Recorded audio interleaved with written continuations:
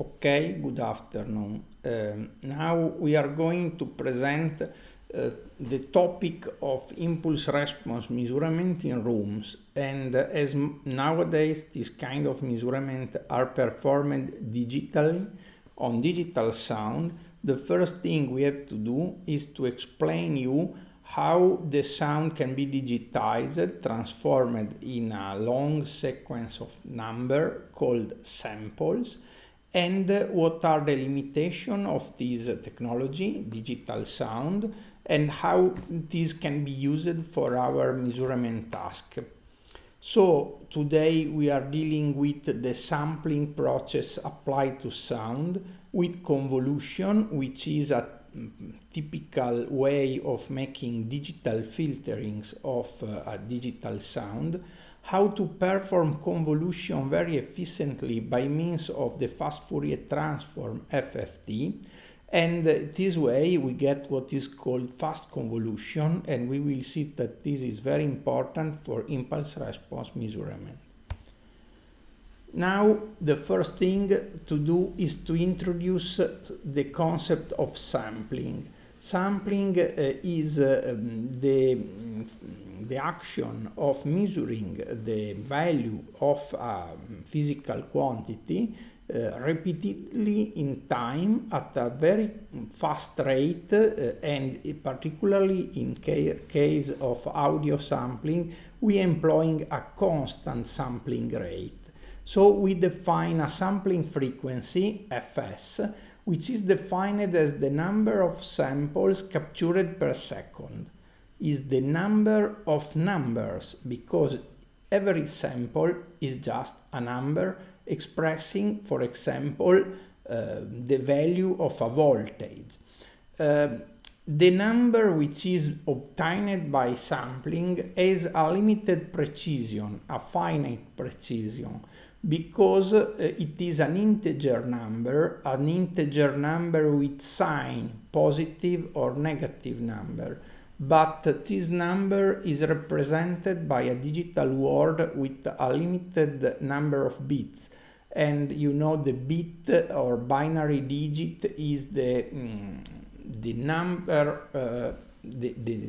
number of bits give you the precision of a digital number inside a computer. And typically for audio sampling, we sample the sound with analog to digital converter circuits, which are capable of a resolution ranging between 16 and 24 bits. Of consequence, we are doing a double approximation. We are discretizing the waveform both along the time axis and along the vertical amplitude axis. If we plot our analog waveform on a grid, the sample values, the value of the sample amplitudes need to lie in the knot of a lattice, because they are discrete both in time and in amplitude. Let me look at this picture. The blue line is the waveform, and in case of audio and of acoustic, usually the voltage on the vertical axis is proportional to sound pressure. The central line here means zero sound pressure, that is the atmospheric pressure actually. So values which are above this line are positive pressure value, and they translate to positive voltage and positive number after sampling, and the values which lie below the horizontal central line mean negative acoustical pressure, that is pressure which is below the average atmospheric pressure, and after sampling this will result in negative numbers. When you sample this analog waveform, the digital conversion unit choose a point which is at every sampling interval, at every sampling instant, when the digital clock tell the system to read the value, then the system reads a numerical value which is as close as possible to the blue line, but it must stay over the grid, because also the amplitude of the signal has to be discretized. We are using integer number with finite amplitude accuracy, so it cannot give you the value here at the true analog value. It must give you a value which is discretized also in amplitude and not only in time. So definitely, if we look at the red curve, it doesn't look the same as the blue one. There is a sampling error. The digital waveform is different from the analog waveform, so this error is not nice. And also, if we listen to the sound, generally speaking, the red curve doesn't sound the same as the blue curve, and people perceive it as a distortion, and they say, oh, the sound is not nice. So this triggers the problem of fidelity of digital audio. Can a digitally sampled waveform represent faithfully the original analog one? Well, if we look back at this picture, the answer definitely is no. The digital waveform is never the same as the analog one. There is a significant sampling error due to this double discretization, both in time, discrete in time, and discrete in amplitude. But the answer becomes yes if we comply with the Shannon theorem. What is the wording of the Shannon theorem? The Shannon theorem says that the sampling frequency must be high enough so that the sampling frequency is at least double of the largest frequency in the signal being sampled. In audio, of course, as we are dealing with wide band, a bandwidth of the signal which is up to 20 kHz, the Shannon theorem mandates that we employ a sampling frequency which is at least twice the 20 kHz bandwidth which we need to capture. So we need to sample the sound with at least 40 kHz sampling rate. What we do usually for avoiding the aliasing effect, we call aliasing the artifacts which occurs if we violate the Shannon theorem. If we don't comply with the Shannon theorem and we employ a sampling frequency which is not large enough in comparison with the frequency of the signal being fed to the analog to digital converter, then we get this nasty artifact called aliasing, which disrupts completely the waveform. It is not just a small disrupting as the one shown here. The waveform is completely messed up and you hear things which are not in the original signal. So we must avoid completely this aliasing artifact. For avoiding this, we employ what is called an anti-aliasing filter. An anti-aliasing filter is actually a low-pass filter which cuts everything above a certain frequency. Let me try to chart the frequency response of an anti-aliasing filter, making a chart in which we have the gain of the filter versus the frequency. So here we have the gain in decibel and here we have frequency in hertz, and an anti-aliasing filter is usually substantially flat up to a certain corner frequency, and then it attenuates very quickly the sound above this corner frequency, and this frequency here must be in case of audio, it must be 20 kHz, because we are dealing with sound which goes up to 20 kHz being audible.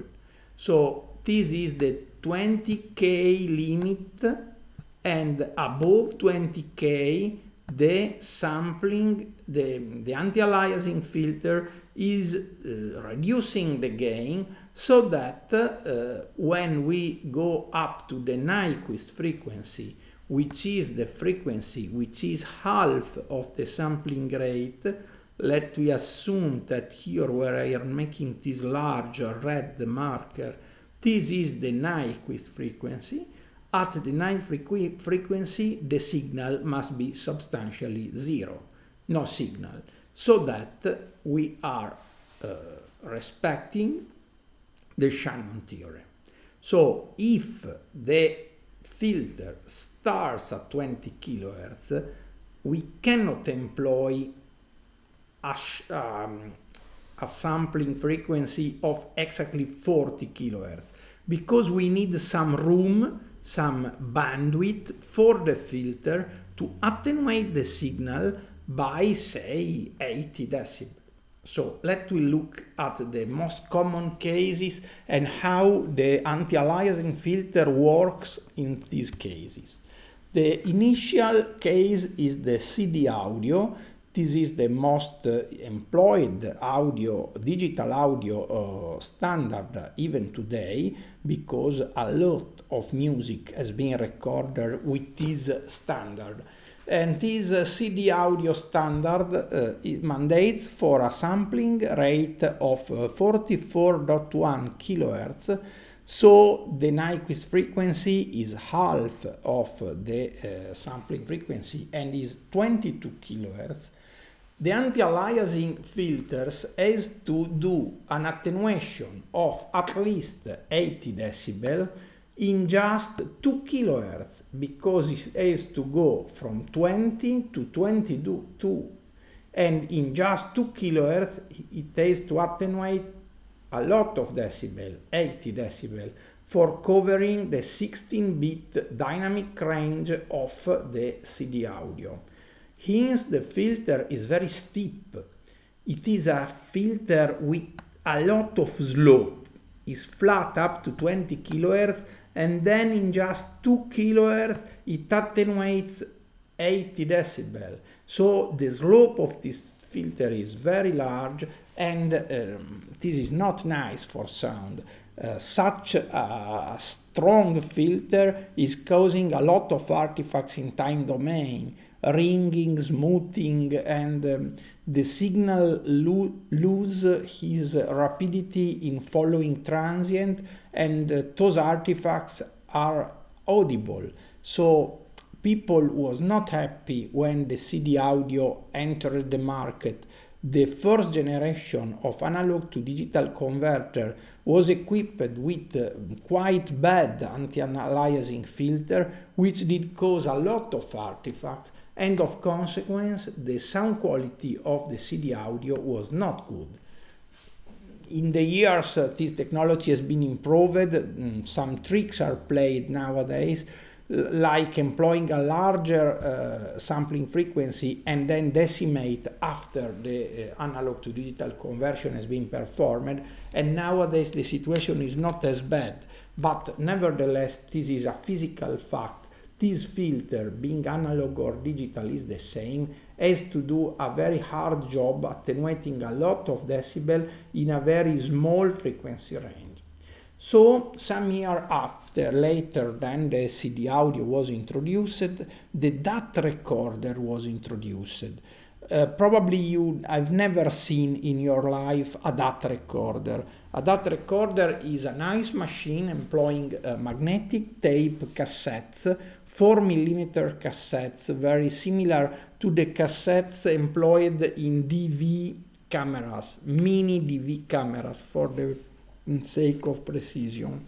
And these small cassettes were able to store with a very high density the digital waveform, and the digital waveform is sampled at 40 8 kHz, so the sampling frequency is not really much larger than the CD audio. It is just 48 kHz and the discretization is still at 16 bits.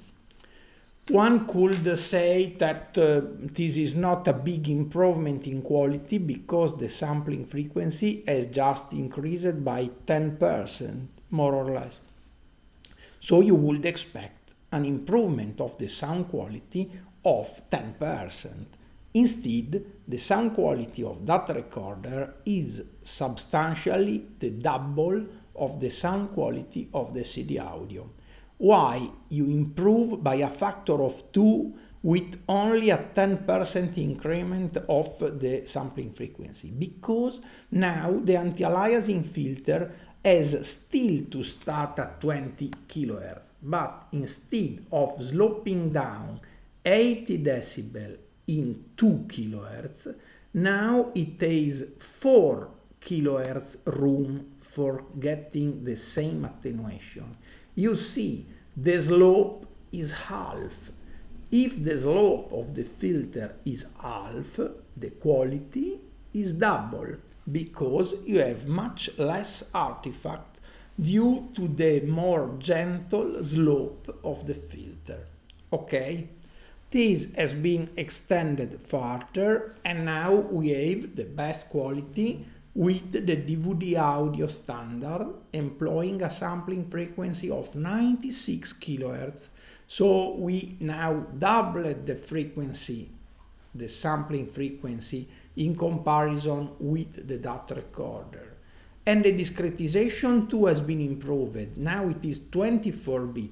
This makes sense, because if we come back to this picture, if you reduce a lot the dimension of the horizontal discretization, employing smaller and smaller time segment, then you should also employ narrower discretization in amplitude.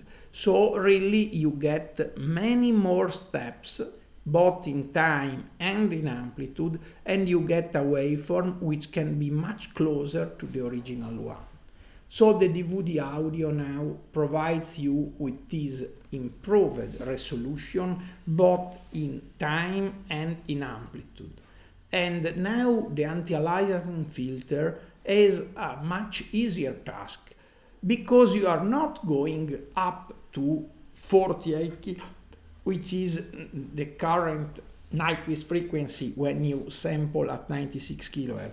You can still start your filter around 20 kHz, just above 24, but that is not a significant difference. What happens is that now you have a lot of room for increasing, for attenuating the sound from 24 kHz to 48 kHz. You have a 24 kHz bandwidth available, and such a very wide frequency range allows for a very gentle filter which causes substantially no artifact at all. So with the DVD audio the quality is exceptionally good. I would say it's absolutely perfect. It's not possible anymore to distinguish between the digital waveform and the analog one. They become the same, and the quality now is so good that there is no reason, no meaning in getting even higher frequency or higher number of bits. We already reached the optimal values for avoiding any quantization error, any digital sampling error with this standard. And now let's go to our beloved impulse response. We need to provide you with a formal definition of what is an impulse response. The definition is very simple. We have a system under test, which can be any kind of system, not only an electroacoustical system. It can be an optical system, it can be a radio system, it can be a magnetic system, it can be a vibrational system. So the concept of impulse response is general to the whole science, You have a system under test, you apply a stimulus to this system and you look at the response of the system. This is called a single input, single output system. And the stimulus which you apply to your system is special, is not a generic waveform. It's called the unit pulse delta. It is also called the Dirac delta. Dirac is the name of the French scientist who invented this kind of signal, and so it took name from him and is now called the Dirac delta. And when you play a pulse like this through your system, by definition, the response of the system is called the impulse response. And the meaning of this wording is very explicit. Is the response of the system stimulated, excited with a unit pulse. When you are dealing with digital sampled waveform, what is a Dirac delta waveform? Is a long sequence of 0, 0, 0, 0, 0, 0, 0, 0. They are all zeros except one sample which is 1. So the sequence is 0, 0, 0, 0, 0, a number of 0, 1, and again 0, 0, 0, 0, and so on. This is a digital Dirac delta function. Okay, very simple to create this test signal. You play this through your system and you get the response of the system, you sample the response of the system, and this is the impulse response. And this instead is a sequence of numbers which are not generally zeros. There are some zeros here before the signal arrives, then you get numbers which are positive and negative, and these pictures show you the real acoustical impulse response of a room like the one in which we are now. Well, in practice, in digital domain, a unit pulse signal is very easy to generate. In the real world, it's not so easy, but we can approximate this pulse signal with a pulsive source, and the traditional pulsive source employed in acoustic are pistols, like the one which is now in the room and you are passing it through the room, or it is like balloons like this one, or other kind of explosive like firecrackers. We will see the firecrackers, how they behave. And you can also use loudspeaker, and here you see a dodecahedron loudspeaker for creating an omnidirectional sound source. So let's look more in detail to an electroacoustical system, and in an electroacoustical system you have your source of signal, which is digital. In this case it's a CD player, but it can also be a computer with this sound card, is the same. You have a digital sound becoming analog through the sound card, which is a digital to analog converter. Then you have an amplifier providing power, providing watts, and the powered signal is fed to a loudspeaker which radiates it in the room. The sound propagates in the room with waveforms, and they reach the microphone directly or after reflection, and the microphone captures the sound, and the captured sound is sent to a computer or an analyzer for displaying the impulse response, which as seen as more or less this shape. Okay? So this is a typical electroacoustical system, and the system starts here and ends here. So for the computer, this is a completely electrical system. You have a signal, an electrical signal entering your electroacoustical system, and you get another electrical signal from the microphone.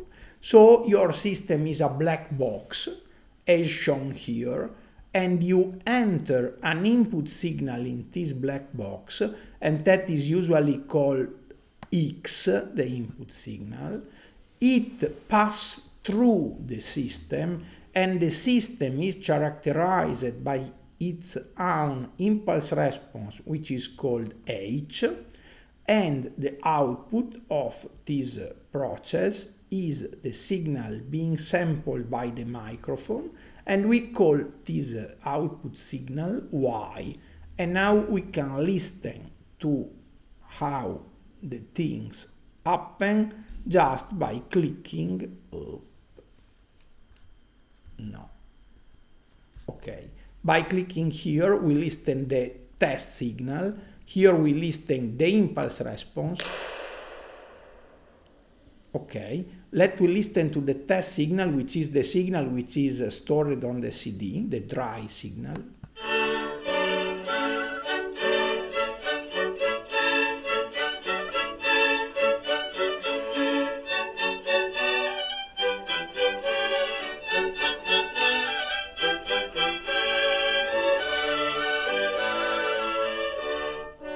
Okay, the signal was very dry here, the original one. It reverberates inside the room, characterized by his own impulse response. And this is the result of the filtering applied by the room, by the system, to the signal, because the room is a filter which modifies the sound.